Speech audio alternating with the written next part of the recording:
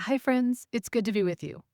My name is Megan, and this channel is The Kettle. This is a place where we talk about connecting with each other, with the world around us, and with ourselves. And if this is your first time watching this channel, nice to meet you. I am a longtime content creator, a mom of five. I've written several parenting books, and now I'm the owner of a brick and mortar tea shop with two locations, actually.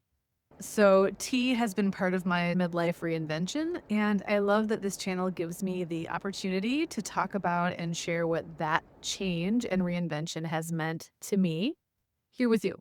So, in today's video, I'm going to talk about two things that seem like separate topics, but in my mind, they go together. So, bear with me.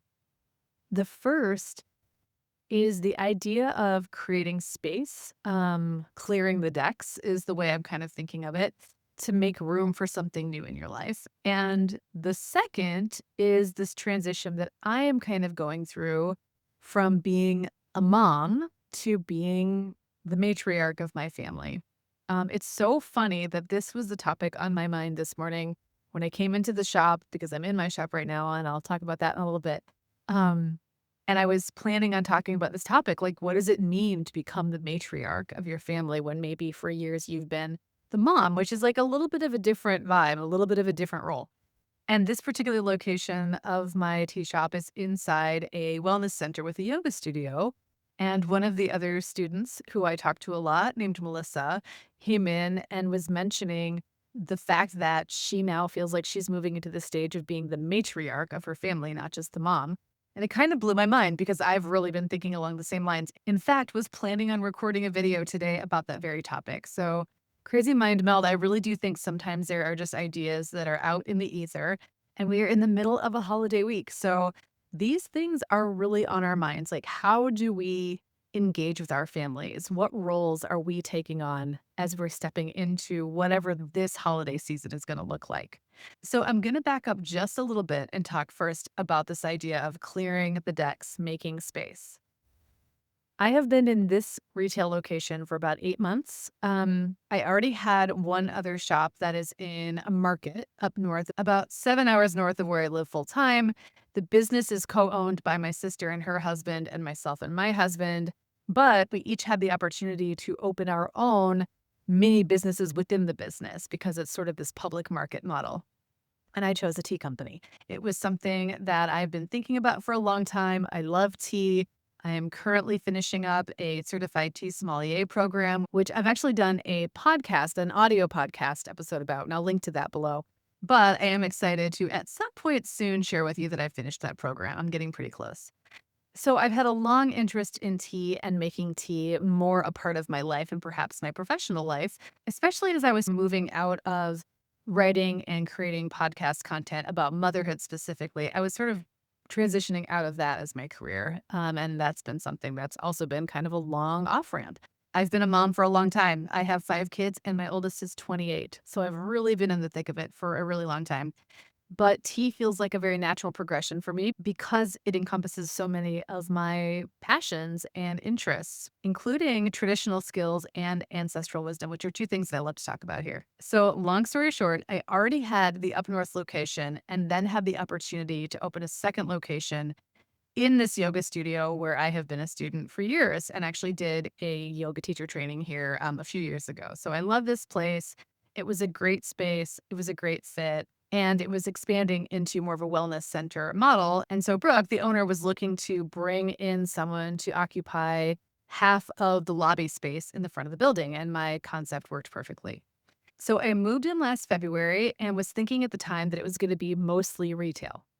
And then pretty quickly thereafter, I actually got licensed from the state to be able to serve hot tea by the cup. And then that kind of opened a door to many other options, doing workshops here, doing tea tastings, blending workshops, all things I've been learning a lot more about myself and that I've been experimenting with in my business, and all things I was becoming qualified and knowledgeable to educate other people on how to do. And so it's been a really slow and gradual process.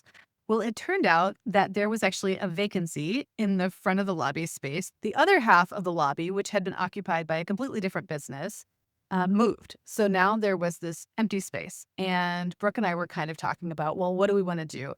She really wanted to use some space up in the lobby area as a lounge for the wellness center clients. And we sort of sat on it for a couple of weeks and thought about it. And the more I looked around the space I had been occupying for only 8 months, the more I really wanted a fresh start someplace else. I felt like I wanted to take it like down to the studs, to use a home building metaphor, and build something totally new. So, what I noticed was that when I was in that space, the space I had been occupying for those 8 months, I was having a really hard time visualizing the space as anything besides what it had always been, which was a little of this, a little of that, almost all retail. And what I've really been wanting to do in this space in particular is move more into that in person gathering, workshop, education space. It just works in a yoga studio and wellness center. That's what people are looking for when they're here. And they're really in that mindset of wanting education and wanting connection, not necessarily coming here to shop. And I had recognized that months ago and was starting to make some small changes to move in that direction. But inside that space I had been occupying all those months, it was so hard for me to really visualize what that change would look like. So I suggested to Brooke that we actually just completely flip flop sides. And we did. And it's completely different now. My brain is firing on all cylinders, thinking of all of the possibilities that I can enact in this new space. It's almost a carbon copy of the space that I was in right over that half wall. They're very, very similar footprints, very similar layouts. And the only difference was that when I was in that space, seeing it the way it was, I couldn't quite move out of it. And now it looks very, very different. And I find that I'm now thinking differently about this space. So I'm leading with that because it's top of mind for me this week as I'm sitting in this space right now and just really kind of luxuriating in this feeling of newness and possibility that clearing the decks, making space, literally and figuratively, has created for me. Okay, so what does that have to do with being a matriarch?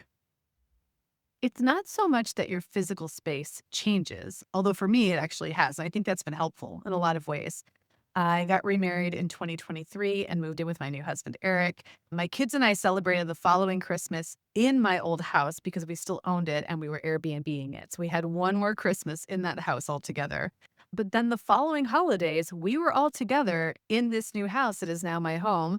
And things had to change a little bit. And I learned a lot and really had to kind of think a lot about what I'm wanting to get out of my holidays in the process. And so that's kind of the mindset that I am going into this holiday season with. I was thinking about the matriarchs I remember growing up with in my family a few days ago, and I was really thinking about my grandmothers. So by the time I was born, both of my grandfathers had passed on. So there was just my grandma, Catherine, who was my mom's mom, and my dad's mom, Veronica, who we all called Nana. So Nana was quite a lot older than grandma. She had been born in, I think, 1906 and grandma had been born in 1923. So there was quite a difference between them. And by the time I really remember the holiday, Nana was already pretty old, like in her late 70s, going into her 80s, I think. And then interestingly, both of my grandmothers ended up in the end living with one of my aunts. So one lived with my Aunt Paula, my Nana, and grandma lived with my Aunt Kay. Nana died in 1997 when I was pregnant with Jacob, my oldest, and grandma died in 2018. So they both lived into their 90s, had very nice long lives. And I did really get to experience having both grandmas. But interestingly, by the time I remember either one of them, they were both solidly matriarchs of the family. I was the youngest in my family. There was tons of cousins. And by the time I came along, whatever holiday traditions my mom and dad had grown up with in their families of origin had long since been replaced by new traditions that each family had created. And they both came from big families. They were each one of five. So there were a lot of different family traditions going on. And while I definitely remember spending holidays with both Nana and Grandma, it never felt like they were the ones putting on the holiday, if that makes sense. Either I was going into one of my aunt's spaces and they were the ones sort of hosting the holiday, or Grandma or Nana were coming into our space and we were the ones, my mom, my dad, were the ones hosting that event. And so I'm not ready to take on that role yet. I'm not 90. I'm not even 50 yet. So I'm not in the place yet where I'm ready to move into like whatever it's going to look like when I'm really old. But it has kind of gotten me thinking about where these holidays are going and what role I personally want to play in facilitating things, in being the one to create the fun, to create the magic For so many years, that was my job as mom of these 5 young people. My job, or at least the way I interpreted my job, basically starting from Thanksgiving and going to the end of the year, was to create joy, to create magic, to create experiences. And sometimes that has meant going into a bit of autopilot because I had a lot of kids and a lot of details to manage and a lot of other family members also outside of my immediate family. I had my siblings and their kids and all those expectations that go along with those things. And so there have definitely been things I've been doing for a long time, like decades now, that maybe no one's asking me to do anymore, that maybe no one really wants me to do anymore, that maybe I don't want to do anymore, and that aren't actually getting me to the kind of holiday experience I'm trying to create. So I've started making some small changes. Again, having remarried and now having a blended family has helped with this a lot. There are just more people to consider, more needs outside of my kids' needs that I have to sort of incorporate. And so it's made me have to make some choices about, when things happen and how they happen. And then being in a physical new space, I've got a spouse to consider. He's only got 2 kids. So the family dynamic he's used to is way different from what ours has been for years. And so there really have been some growing pains as we're figuring this all out. But I actually think the biggest growing pains have been me letting go of some of the ideas I had about what I had to do during the holidays to make everybody happy, to make it magical, to make it joyful, and also coming to grips with what I want and what kind of holiday experience I want to have in the future. I remember as a young mom working pretty hard to create a separate holiday culture for my little growing family and not wanting to be expected to travel with little kids to go see in laws and to go see my folks, even. And I really appreciate that that was something I was able to do with my family when they were young. And I want to make space for my kids to be able to do the same thing. I don't want them to feel like they have to come travel on Christmas Day with a brand new baby or something to come see us. So we're not there yet. We're not even close. None of my kids are partnered, but I'm already kind of seeing and flashing forward to how that's going to look in the future. So if I know I don't want to have that expectation of them, then what is the expectation going to be of me as I'm really stepping out of that mom role into more of this matriarch role? Friends, I don't know yet. I haven't figured it out. But what I'm planning to do this holiday season is really clear the decks to really figure out some possibilities and some new ways of doing things so that it doesn't feel like such a surprise or a shock to the system in the future when things really are changing and it's outside of my control. I hope that's helpful to you. I would love for you to come join the conversation about this topic over at my Substack at meganfrancis.substack.com. That's meganfrancis.substack.com. And I'll put that link below as well. The first of the month is when my journal post and podcast episode comes out. That's exclusively for paying subscribers. And that's going to have some great information about our community baking bee that is going to be the weekend of December 5th through 7th. So again, all of that is at my Substack and I will link to that below. And I would love to hear from you. What do you think about clearing the decks and making space for a new way of celebrating the holidays and maybe making space for other things in your life? Go ahead and drop a comment below and let's continue the conversation there. All right, I'll see you next time, friends. Bye.